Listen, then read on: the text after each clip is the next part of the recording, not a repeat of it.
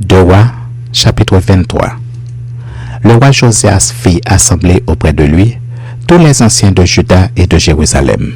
Puis il monta à la maison de l'Éternel avec tous les hommes de Juda et tous les habitants de Jérusalem, les sacrificateurs, les prophètes et tout le peuple, depuis le plus petit jusqu'au plus grand.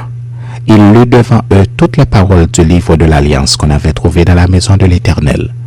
Le roi se tenait sur l'estrade, et il traita alliance devant l'Éternel, s'engageant à suivre l'Éternel et à observer ses ordonnances, ses préceptes et ses lois, de tout son cœur et de toute son âme, afin de mettre en pratique les paroles de cette alliance écrites dans ce livre. Et tout le peuple entra dans l'alliance.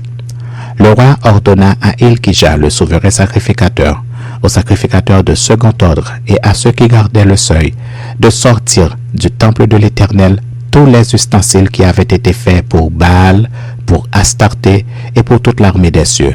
Et il les brûla hors de Jérusalem, dans les champs de Cédron, et en fit porter la poussière à Béthel.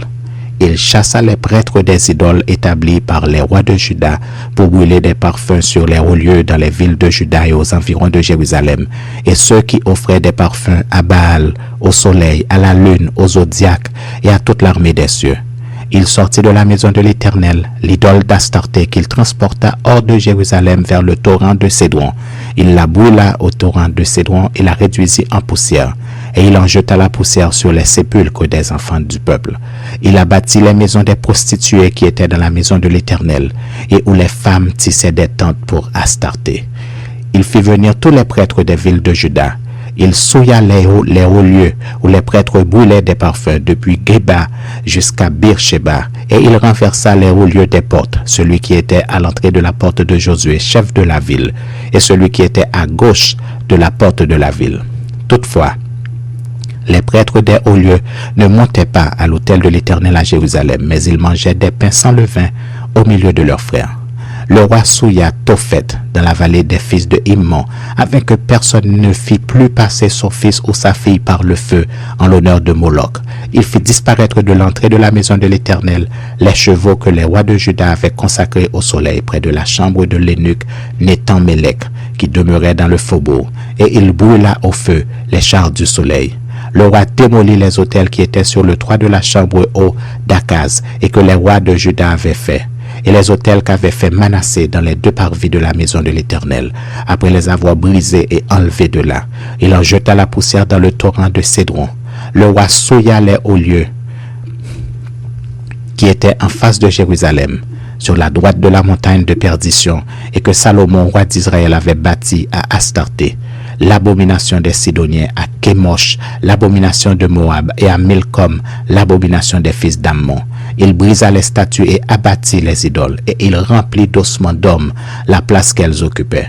Il renversa aussi l'autel qui était à Béthel et le haut lieu qu'avait fait Jéroboam, fils de Nébat, qui avait fait pécher Israël.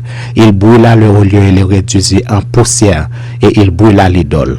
Josias s'étant tourné et ayant vu les sépulcres qui étaient là dans la montagne, envoya prendre les ossements des sépulcres, et il les brûla sur l'autel et le souilla selon la parole de l'Éternel prononcée par l'homme de Dieu qui avait annoncé ces choses.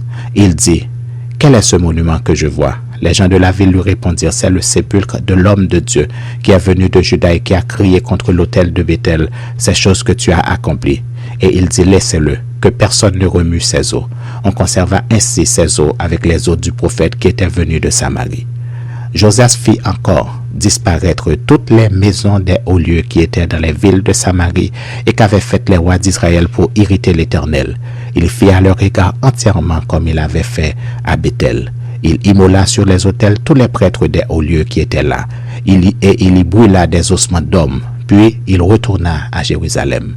Le roi donna cet ordre à tout le peuple: « Célébrez la Pâque en l'honneur de l'Éternel votre Dieu, comme il est écrit dans ce livre de l'Alliance. » Aucune Pâque pareille à celle-ci n'avait été célébrée depuis le temps où les juges jugeaient Israël et pendant tous les jours des rois d'Israël et des rois de Juda. Ce fut la 18e année du roi Josias qu'on célébra cette Pâque en l'honneur de l'Éternel à Jérusalem.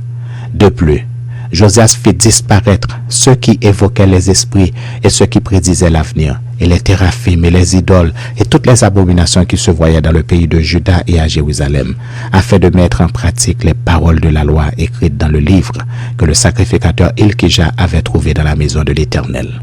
Avant Josias, il n'y eut point de roi qui, comme lui, revint à l'Éternel de tout son cœur, de toute son âme et de toute sa force, selon toute la loi de Moïse. Et après lui, il n'y en a point paru de semblable. Toutefois, l'Éternel ne se désista point de l'ardeur de sa grande colère dont il était enflammé contre Juda, à cause de tout ce qu'avait fait Manassé pour l'irriter. Et l'Éternel dit: j'ôterai aussi Juda de devant ma face comme j'ai ôté Israël, et je rejetterai cette ville de Jérusalem que j'avais choisie, et la maison de laquelle j'avais dit: là sera mon nom. Le reste des actions de Josias et tout ce qu'il a fait, cela n'est-il pas écrit dans le livre des chroniques des rois de Juda? De son temps, Pharaon Nécho, roi d'Égypte, monta contre le roi d'Assyrie vers le fleuve de l'Euphrate. Le roi Josias marcha à sa rencontre, et Pharaon le tua à Megiddo.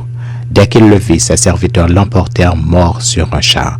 Ils l'emmenèrent de Megiddo à Jérusalem, et ils l'enterrèrent dans son sépulcre. Et le peuple du pays prit Joachaz, fils de Josias, ils l'oignirent et le firent roi à la place de son père. Joachaz avait 23 ans lorsqu'il devint roi, et il régna 23 mois à Jérusalem. Sa mère s'appelait Hamultal, fille de Jérémie de Libna. Il fit ce qui est mal aux yeux de l'Éternel, entièrement comme avaient fait ses pères. Pharaon Nécho l'enchaîna à Riba dans le pays de Hamma, pour qu'il ne régnât plus à Jérusalem. Et il mit sur le pays une contribution de 100 talents d'argent et d'1 talent d'or. Et Pharaon Nécho établit roi Eliakim, fils de Josias, à la place de Josias son père. Et il changea son nom en celui de Joachim. Il prit Joachaz qui alla en Égypte, et y mourut. Joachim donna à Pharaon l'argent et l'or, mais il taxa le pays pour fournir cet argent. D'après l'ordre de Pharaon, il détermina la part de chacun et exigea du peuple du pays l'argent et l'or qu'il devait livrer à Pharaon Nécho. Joachim avait 25 ans lorsqu'il devint roi, et il régna 11 ans à Jérusalem. Sa mère s'appelait Zébuda, fille de Pédéja de Ruma. Il fit ce qui est mal aux yeux de l'Éternel, entièrement comme avaient fait ses pères.